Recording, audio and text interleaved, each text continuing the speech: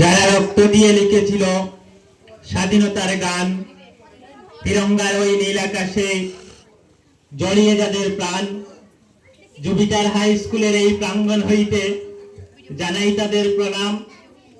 লাখো শহীদের রক্তে দৈন্য মোদের হিন্দুস্তান। সম্মানিত, আজকের এই স্বাধীনতা দিবস উপলক্ষে আয়োজিত আজকের এই সভার সভাপতি মহোদয়, উপস্থিত আমার শ্রদ্ধেয় শিক্ষক মণ্ডলী ও আমার সহকর্মীবৃন্দ, উপস্থিত আমার এই স্কুলের অত্যন্ত আদরের স্নেহের ছাত্রছাত্রীবৃন্দ, আজকে 15ই আগস্ট স্বাধীনতা দিবস বলে আমরা জানি। এই স্বাধীনতা দিবসের সূত্রপাত হয়েছিল আজ থেকে প্রায় ৭৯ বছর পূর্বে, 1947 ইংরাজির 15ই আগস্ট ভারতবর্ষের স্বাধীনতার সূর্য প্রথম উদয় হয়েছিল। এর পূর্বে ভারতবর্ষ ছিল পরাধীন। ভারতবর্ষের মধ্যে প্রায় 200 বছর পর্যন্ত ইংরেজ শাসন ছিল। আর তার সূত্রপাত কিভাবে হয়েছিল আমাদের প্রত্যেকেরই কম বেশি জানা আছে, তাই আমি সেই দিকে যাব না। প্রথম ভারতবর্ষের পরাধীনতার সূত্রপাত ঘটেছিল পলাশির যুদ্ধ থেকে। পলাশির যুদ্ধ রবার্ট ক্লাইভ এবং বাংলার নবাব সিরাজউদ্দৌলার মধ্যে সংগঠিত হয়েছিল। আর সেই 1757 ইংরাজিতে নবাব পরাজিত হয়ে ভারতবর্ষের মধ্যে পরাধীনতার সূত্রপাত ঘটেছিল এবং ক্রমান্বয়ে ধীরে ধীরে গোটা ভারতবর্ষকে ব্রিটিশ তাদের অধীনে নিয়ে যায়। 1857 সাল অবধি ইস্ট ইন্ডিয়া কোম্পানি শাসন করেছিল। পরবর্তীতে যে সময় বিদ্রোহের সূত্রপাত হয়েছিল, সিপাহী বিদ্রোহ আরম্ভ হয়েছিল, তখন এই শাসন ব্যবস্থা, এই পরাধীনতার যে যারা ইস্ট ইন্ডিয়া কোম্পানি শাসন করেছিল তাদের হাত থেকে ব্রিটিশ শাসনাধীনের হাতে চলে যায়, ব্রিটিশ সরকারের হাতে চলে যায়। তারপর থেকে 1947 ইংরাজির 15ই আগস্ট অবধি ব্রিটিশরা ভারতবর্ষে শাসন করেছিল। এই দীর্ঘ সময়ের মধ্যে ভারতবাসীদেরকে যে শোষণ করেছিল, তার মধ্যে থেকে ভারতবাসীর মধ্যে থেকে কিছু উচ্চ চিন্তাধারী, উচ্চ চিন্তাশীল ব্যক্তিবর্গের জন্ম লাভ করেন এবং তাদের মধ্যে থেকেই সর্বপ্রথম বিদ্রোহের সূত্রপাত হয়েছিল এবং সময় সমানে বিভিন্ন বিদ্রোহের সূত্রপাত এই ভারতবর্ষের মধ্যে হয়েছিল। উল্লেখযোগ্য বিদ্রোহের মধ্যে বিদ্রোহ হচ্ছে সিপাহী বিদ্রোহ, অসহযোগ আন্দোলন, ভারত ছাড়ো আন্দোলন। এইভাবে করে ক্রমান্বয়ে অনেক বিদ্রোহের সূত্রপাত ভারতবর্ষের মধ্যে হয়েছিল।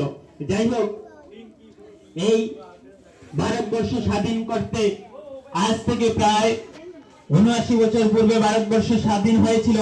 কিন্তু যে নেতৃবর্গরা ভারতবর্ষ স্বাধীন করতে উল্লেখযোগ্য ভূমিকা পালন করেছিলেন, তাদের মধ্যে নেতাজি সুভাষচন্দ্র বসু, ভগৎ সিং, চন্দ্রশেখর আজাদ, খান আব্দুল গফফার খান, আশফাকুল্লাহ খান, হুসাইন আহমদ মদনী, এইরকম করে জাতির পিতা মহাত্মা গান্ধী প্রমুখ নেতৃবৃন্দের যে নেতৃত্বের মাধ্যমে ভারতবর্ষ যে স্বাধীন হয়েছিল, সেই স্বাধীনতার আজকে ৭৯ বছর পেরিয়ে গেছে।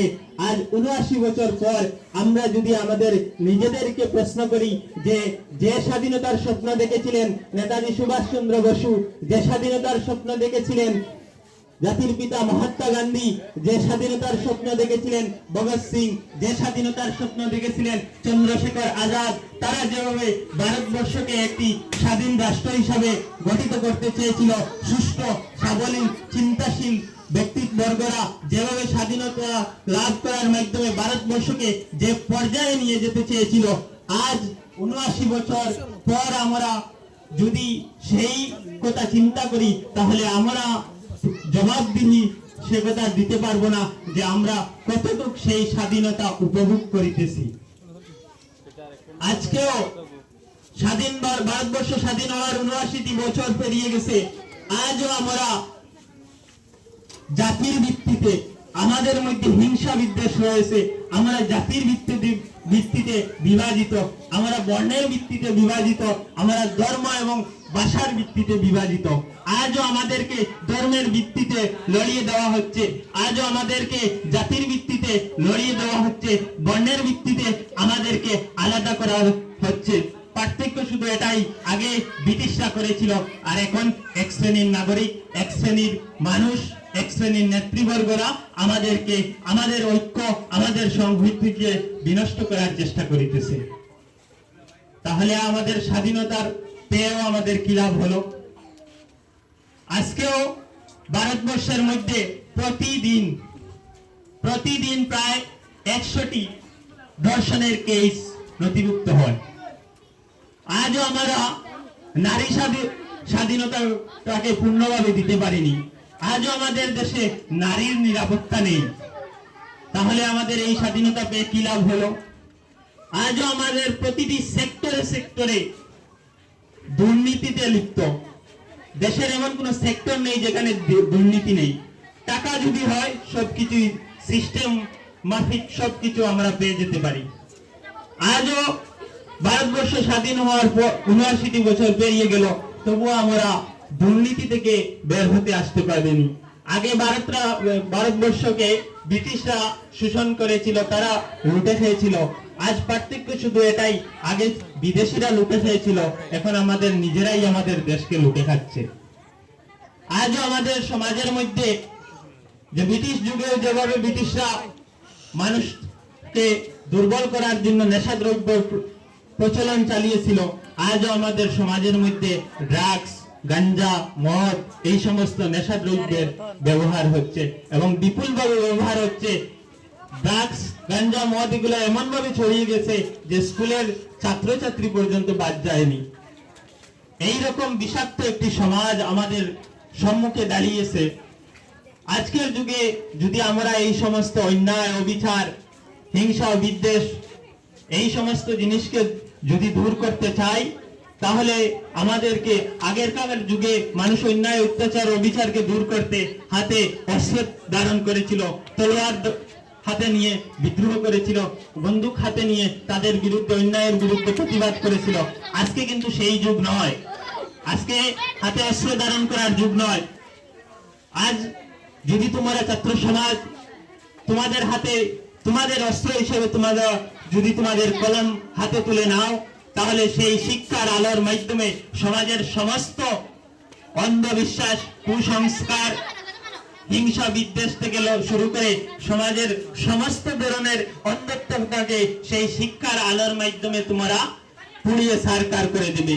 তাই আমার অনুরোধ, একজন শিক্ষক হিসাবে আজকের এই স্বাধীনতা দিবস উপলক্ষে তোমাদের কাছে আমার এটাই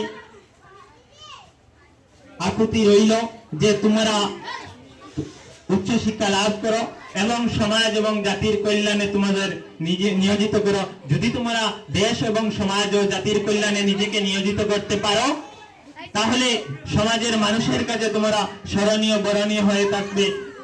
তোমাদের পেশা ভবিষ্যৎ জীবনে যেটাই হোক না কেন, কেউ ডাক্তার হবে, কেউ মাস্টার হবে, কেউ শ্রমজীবী হবে, তোমরা যে পেশায় নিয়োজিত হও না কেন, দেশ এবং সমাজের সাথে সর্বদা তোমাদের অবদান যেন তাকে, এই আশা আমি রাখি। আর যদি ছাত্র সমাজকে আমরা সঠিক দিশা প্রদর্শন করতে পারি, তাহলে এই ছাত্র সমাজের দ্বারাই আমাদের দেশের যে সমস্ত অসুবিধাগুলো আমাদের দেশের সম্মুখে দাঁড়িয়ে রয়েছে, সমস্ত কিছুকে আমরা দূর করতে পারিব। এবং কবি বলেছিলেন যে লহিবে লহিবে ভারত আবার জগৎ সভায় শ্রেষ্ঠ আসন লহিবে। আমি সেই বিশ্বাস এখনো মনে পোষণ করি। আমার বিশ্বাস, যদি এই ছাত্র সমাজকে সঠিক দিক প্রদর্শন করা হয়, তাহলে এদের দ্বারাই, এরাই ভবিষ্যৎ প্রজন্ম, এরাই ভারতের ভবিষ্যৎ নাগরিক। তাই এদের দ্বারাই সমাজের বিপ্লব আনতে সক্ষম। তাদের কারণেই সমাজ পরিবর্তন হবে এবং ভারত আবারও জগৎ সভায় শ্রেষ্ঠ আসন লবে। ধন্যবাদ।